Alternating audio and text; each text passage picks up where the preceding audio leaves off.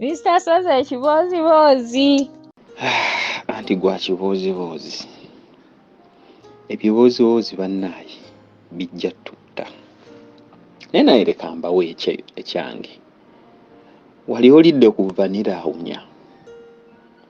Vanira n'awunya n'akuwunyako naawe ne weewulira nga mu butuufu owunya. Nga n'ova mu by'okuwunya n'okyumuuka. Bibozibozi nze nina bingi naye leero leka neeveemu leka mbaweeyooka ekimu. Munnange mukulu Sozi nga luba olwo mbeera eyo wa jjajja wange kyekyalo ne bwenkyogera ekajjansi eyo tuli babumbi tubumba amasigiri tubumba buno bu half bricks tubumba bingi naye nga tuli bavubuka bangi awakaawo sijja kwogerawo kubanga wamanyikiddwa nnyo. Kati waaliwo kyana kiwala oba mwana muwala twali twakula ffenna naye nga baamuzaalamu. Kaakati nga nzita nga ntambulira mu mutima ebiseera ebyo nze ndowooza nali mu senior 6 ndowooza. Naye Mr. Sozi nga mpepereza muntu muperereza omuntu nga takkiriza. Kati lwali lumu mukazi wattu ndowooza bambi yalina obwetaavu nonno ng'ayagala mmeka ng'ayagala 3,000. Mba ndi waka nga nkubira essimu nga ngamba nti ndi wabweru njagala kulabako jjukira we tubeera waliwo ebibanda bino mwe bakubira buukajjansi biki nga nfuluma. Bwe nafuluma nga ngamba nti omanyi nti njagala kunnyamba konze kiki nga ngamba nsiibye ku kyaki naye ngenza okudda awaka nga tewali kyakola tewali kyakulya badde nsaba nnyambe ompeeyo 3,000 ngende nfune ekyokulya. Jjukira ndudde ebbanga nga muperereza. Munnange Mr. Sozi omuwala nga mugambe 3 ngenda zikuwa ti naye vanira wano mu nfo. Omwana naye teyali mubi nga ngamba kale ngenda kuwa ki vanira. Munnange Mr. Sozi nga nkwata 3 nga nzikwasa munnange mu bufunze yanguza buki munguza. Munnaye nga nkwasa ku muti ogwali awo nga ntundula vanira kwa nga kiggwa nga nzijayo katambala kange nga neerongoosaako nga nzirayo mu nju. Kakati ngenda mu nnyumba we nali nsula naye nagaana osula mu bisenge nga bijjuvu. Kati nze nga wensula yalinga dining ne ngamba jjajja nti anze leka nteekewo wanene ekitanda kyange balabira TV. Mpita ku jjajja ntunuulira ntuula ku buliri jjajja ntunuulidde ngenda owulira nkyuma vanira. Bannange nga vanira nkyumako neebuzizza nga vanira nkyumako nga nsonooka mpola nga mpita mu maaso ga jjajja nga nfuluma ebweru nga nkwata akadomola ke tutwala emmanju nga ngenda nga neeyozaako nga nzira naye nga ndaba jjajja alina engeri gy'atunda oba jjajja yali ampulira nga nkyumuuka nga nkomawo mukulu Sozi nga mpunya vanira ndowooza empunya ye ennungi. Mukulu Sozi nga mpunya engege badaye nga nkyumuuka.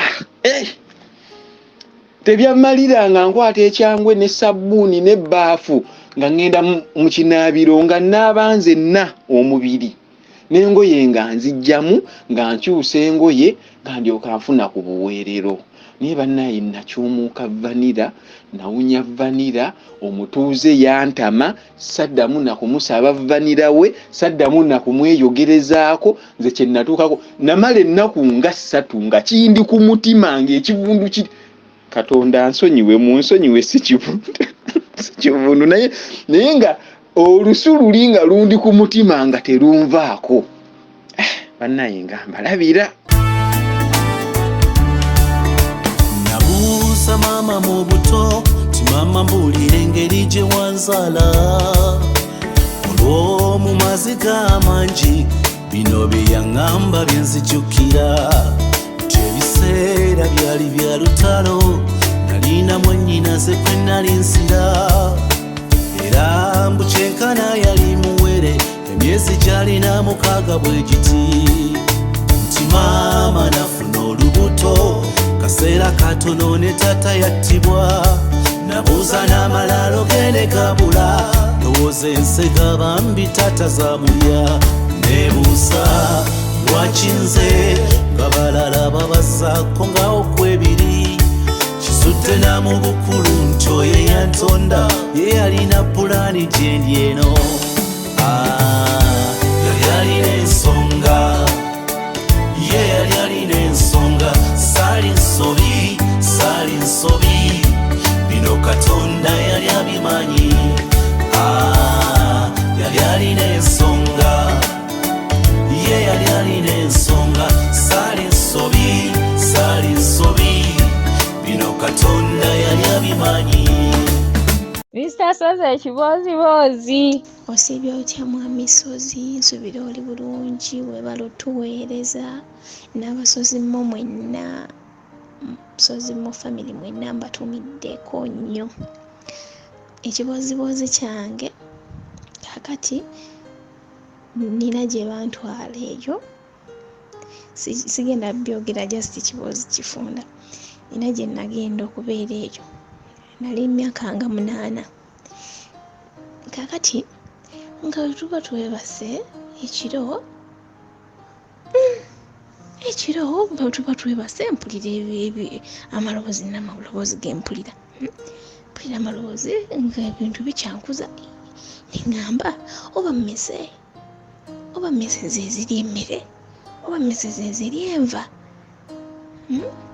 nali myaka nga 8 kati nga buli lunaku oba wawuka olunaku lumu oba n'enkya jjukira emba bato we muba mwebase muba mukooye mwebaka kati nabiwuliranga nga mpulira nga aloota olwo nga ndi mutulo naye olwagira lumu nkulondooza kireka ntuuseeko myaka nga 10 nalina ne baganda bange eyo gye nali mbeerera naye nga wemba nebase mpulira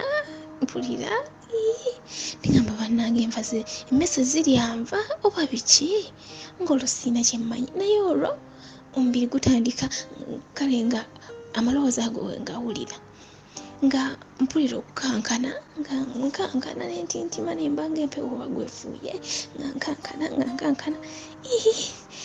nga njugumira ningamba oba kiki kati kirabika ng'era nze ndowooza mpulira mmese kumbe kyempulira nange ndowooza kiba kisobola okukosa omubiri gwange bannange olwo ndi muto awo nkyeka nga nkuzeemu myaka nga 10 kati ate olwo nga mpulirira ddala nti nno si mmese kitegeera mpulira ddala nti si mmese owuliramuko ku maloboozi g'abantu ningamba naye nedda kati awo oba kyeka mapeza emyaka nga 12 ng'olwo tukola ne tufuna ssente nga ngula amanda nga nteeka mu rediyo nga rediyo ebe erina kumbeera ku mutwe nsobola nneme kuwuliriza ebyo byempulira naye nga ekyo